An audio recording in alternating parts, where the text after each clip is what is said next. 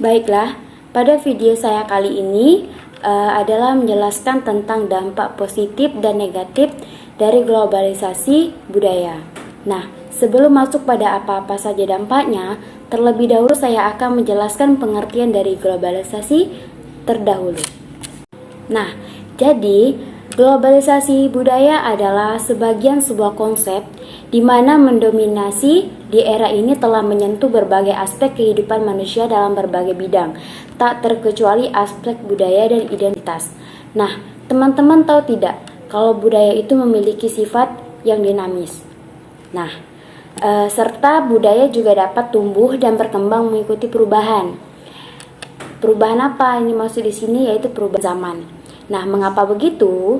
Karena budaya dikonstruksi dan direkonstruksi oleh manusia, namun terdapat budaya yang tidak dapat diubah. Budaya berwujud fisik, berbentuk produk, dan sulit juga untuk mengalami perubahan. Contohnya itu pada candi dan prasasti. Nah, pada wujud non-fiksi berbentuk ide-ide dan aktivitas manusia yang dinamis dan terbuka pada perubahan sesuai dengan konteks zaman. Contohnya pada ide itu seperti nilai-nilai norma, gagasan, dan pesan moral. Nah, jika pada aktivitas, yaitu seperti ritual, adat istiadat, tarian, dan sebagainya. Baiklah, itu sedikit yang saya jelaskan tentang globalisasi budaya. Nah, saya lanjutkan dengan membahas tentang dampak negatif dan positif dari budaya. Nah, dampak positif dari globalisasi budaya adalah yang pertama, perubahan tata nilai dan sikap. Nah, maksud dari perubahan ini adalah seperti perubahan tata nilai sosial budaya, cara hidup, pola pikir maupun ilmu pengetahuan dan teknologi dari bangsa lain yang maju, misalnya suka bekerja keras, disiplin, dan sportif. Nah, yang kedua yaitu berkembangnya ilmu pengetahuan dan teknologi. Nah, pada dampak ini menyebabkan kehidupan sosial ekonomi menjadi lebih produktif, efektif, dan efisien. Nah, globalisasi memberi peluang setiap negara untuk bisa belajar dengan negara lain, sehingga proses transfer ilmu pengetahuan dan teknologi menjadi sangat cepat. Kemajuan bidang teknologi sangat memudahkan manusia. Contohnya itu adanya mobilitas tinggi, karena jarak tempuh dalam berpergian dari suatu tempat ke tempat lain menjadi lebih singkat.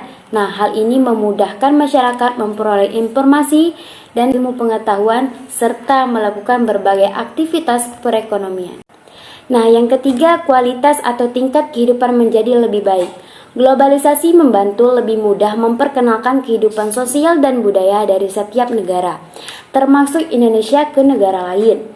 Nah, dampaknya adalah pada ekonomi pariwisata yang dapat berkembang dan menghasilkan kesejahteraan bagi masyarakat di wilayah tujuan tersebut atau tujuan wilayah turis.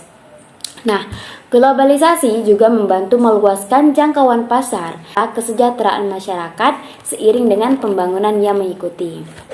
Baiklah, itulah 3 dampak positif dari globalisasi budaya. Nah, sekarang saya akan menjelaskan 3 dampak negatif dari globalisasi budaya. Pertama yaitu lunturnya nilai budaya asli. Nah, arus globalisasi yang sangat pesat dapat menggerus nilai-nilai budaya asli. Contohnya semakin lunturnya semangat gotong royong, solidaritas, kepedulian, dan ketidakkawanan sosial.